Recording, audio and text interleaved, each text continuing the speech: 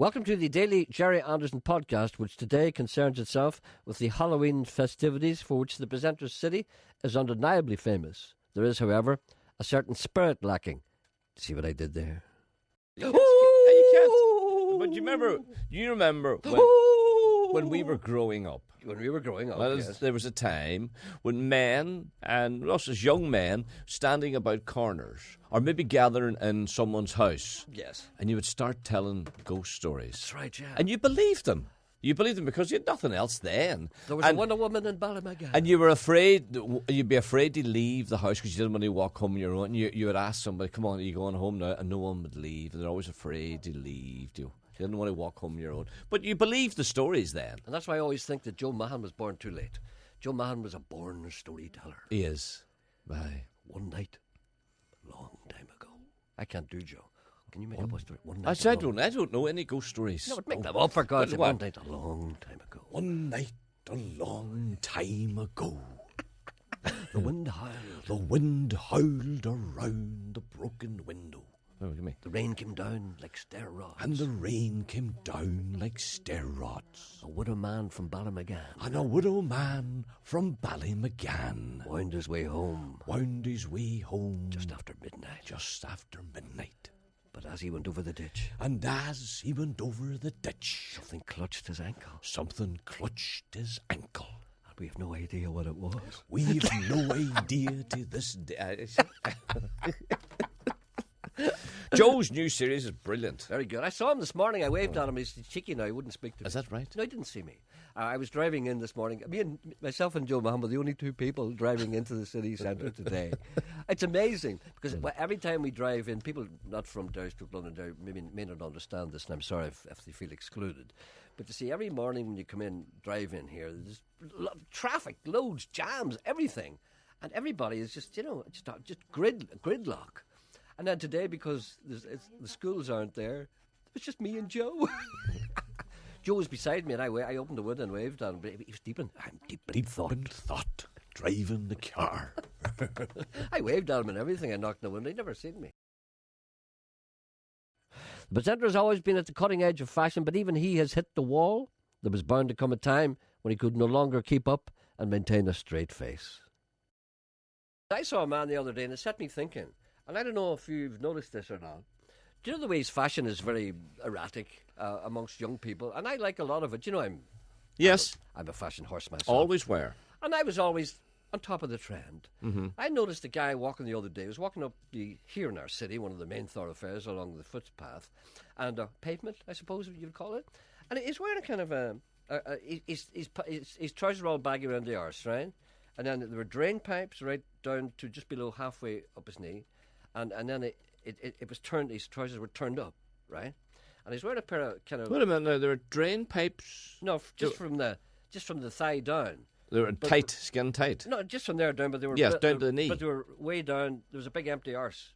Why do they wear their trousers? No, it's just fashion. But why? It's there's nothing wrong with that. I don't like it. I know, but it's not for you to like it or not. Are you low this morning, by the way? I don't think so. Am I low? I don't know. I don't think so. See, Ken leaves it in such a horrible state that we don't know if we're low or not. Anyway, I saw this guy, and his trousers were rolled up, right? Even though they were drain pipes, they rolled half up his knee. And he's wearing a pair of socks, and they were kind of almost like polka dotty. And he had a big pair of big shoes on him, big kind of, and they were round at the front. And he had a jacket that was too wee for him. Right. You know, these skimpy jackets. I wear them myself, and I think they're good. And he's wearing this big kind of, and he had a little hat on him. And I went to myself, that's what clowns used to wear. Yeah. Do you remember you used to go to the circus? Yeah, that's correct. And I said to myself, what are clowns wearing now? They're probably wearing three-piece suits. Hello, I'm your friendly clown. Can you imagine that? Yeah. And I was thinking about that. That's all I just wanted to say. Nothing else to add to that. Really. Does anybody know what the clowns are wearing now? Maybe they could let us know. Give us a ring. What are clowns wearing now? I was never a clown man. Never liked the clowns. No, when I say never liked them, it was supposed to go away now, right? We've had to see it go. No, I always liked the clowns because, if the clowns weren't there, you had to watch somebody get up a rope. I didn't like watching people get up the rope. I'm not a rope man either. No, I was never I feel like saying, hurry up, come on, get or up a trapeze man. And then when they put up the net, it's no good when they put the net up. You want to see them falling and hitting the ground. What did it be like? What did we like in the circus? I liked tell the you what I horses. didn't. I tell you what I liked the though. horses. When I say I didn't like the clowns. I liked, when the circus was ending, they all come out and they ran around. The car fell apart and the doors fell off and all that business. I liked that bit. Oh, the car disassembling. You know all that, and then and the empty bucket of water, as it were. The feathers in it. You know all that. Well, do you know what I did one time, and I don't know if you ever did this. I think I liked the lions. I never liked the lions because I always thought you would eat you. I I liked the horses because you knew they were friendly, even though No, I didn't like, because I always felt that the horses didn't like doing what they were doing. I thought it was cruel to the horses, because it's not natural for a horse to be running around in a circle and then suddenly change direction and turn around and run the other way. That's all right. It's all right for an elephant, is it? The presenter has had to suffer many slings and arrows during the course of his career, in part due to the suspicion that he may not be the same as other people. In other words, he's worse. But this did not come from nowhere. Early bad experiences have shaped him and made him the snivelling card that he is today. One of the things I remember, things that shaped me, my father used to bring me to the boxing in the Guildhall here in Derry, Stoke, Londonderry. Do you remember the time when everybody used to go to the boxing? Yeah. And it was a real big sport at the time of Billy Kelly and all. And I remember the fellow used to call the horizontal heavyweight. That's cruel. No, but that's what he was thinking. No, it was not. Because he was always knocked It out. was not. That's his name. It's That's the horizontal cruel. heavyweight. Anyway, I used to go to that, and it put me off blood sports for life. It formed me, and I realised that I wasn't like other people. Because some people are sitting there going, "Ah, ah, ah, ah," and I'm going, "Daddy, Daddy, Daddy, take me home. Take me home, big bad man, blood flying out of them. I don't want to be here." He said, "Shut up and eat your..." Shut up and eat your sandwich. Shut up and eat your blood sandwich. Is there someone on the line here? yes. Good. I wonder who it is. I don't know. Hope it's not in one like the last one. Ian. Ian. Hello, Good Ian. morning, Jerry. Good morning, how are you? I'm applying for the job, What job? the soundman job. Well, you see, there's nothing we can do. But Excuse me, I have 45 years qualification of working with radiograms and record players. Really? And I know where my treble is, and I know where my bass is, and I know where my volume is. I haven't and heard- I can work that sound the best you ever heard in your life. see, there's nobody here. There's nobody looking after us. I haven't heard the word radiogram for many years. Do you know The shipper came. Super Ken is what is Ken today? I would say Ken's taking his breakfast.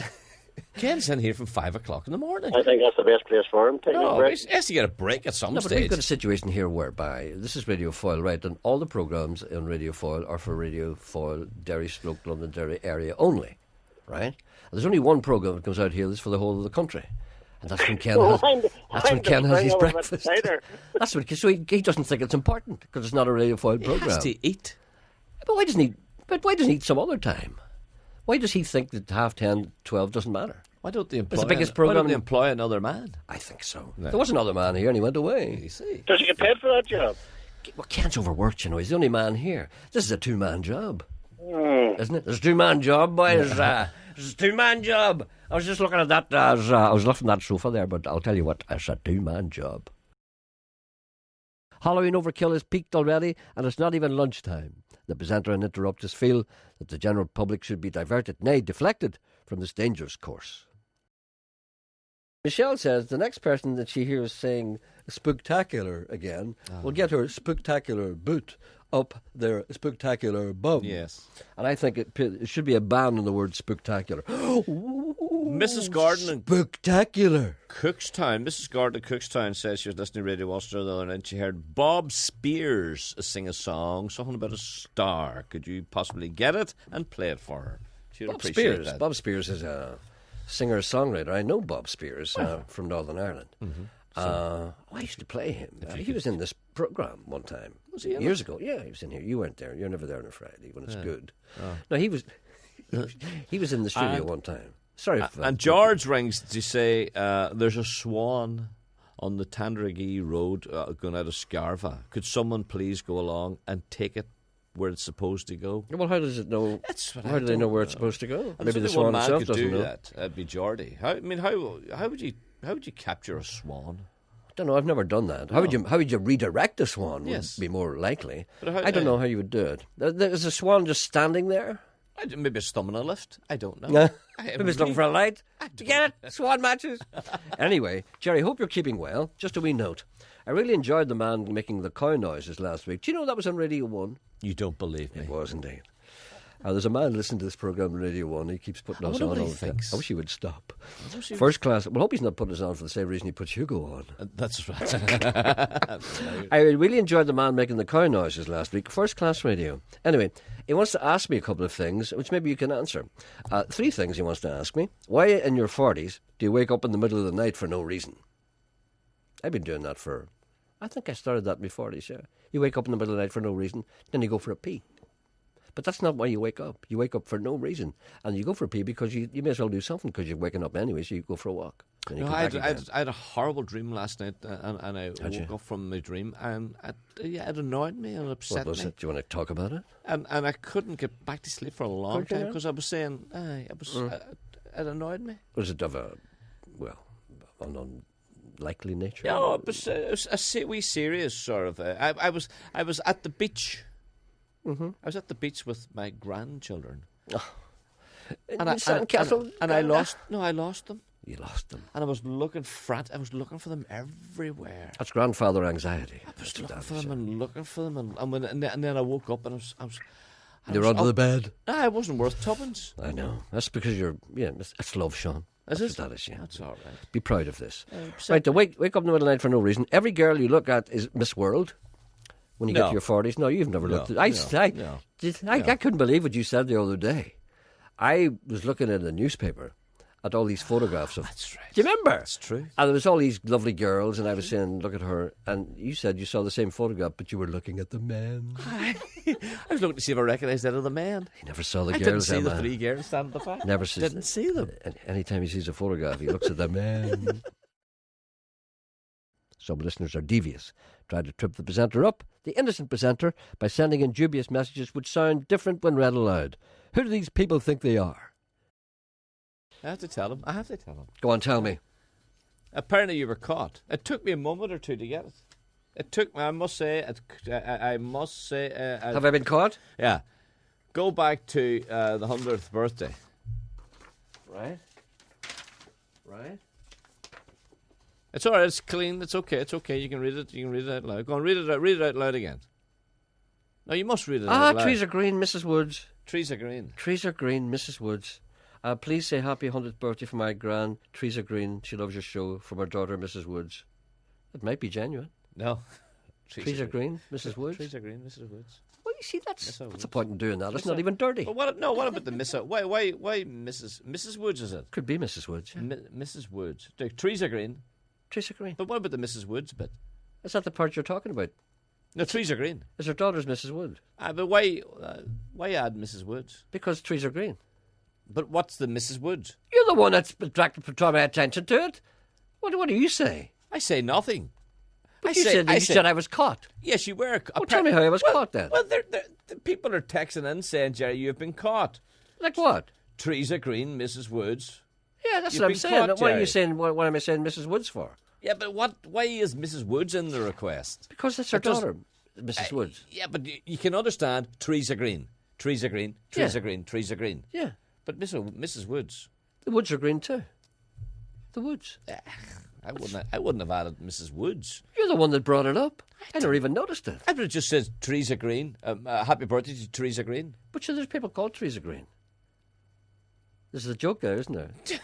Are you thinking the same joke as I am? No, we can't tell it. That girl over there, is that? Joe's there in one. Now, here's a wee serious one. Jerry, myself and 2 friends, Chris Condon and Tony McCann, head off to America this weekend also. But we're cycling across Death Valley. Wow. You ever been in Death Valley? I was there with you. No, you weren't. Was I not? No, you weren't. Well, you lied to me. You told me I was in Death I said Valley. we were near Death Valley. Yeah, well, that's you said over there is Death Valley. Over there, but you weren't in it. Yeah, but it was. You're so fussy and picky. No, you are. You weren't in Death Valley, all right. I was nearly in it. All right, then, that's a different thing. If I had a donkey, It would have died. because that's what you said to me. You said to me, you picture now 100 years ago, you standing here with a mule.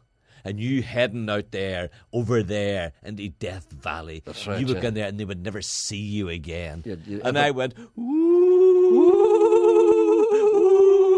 don't be scaring me. Woo.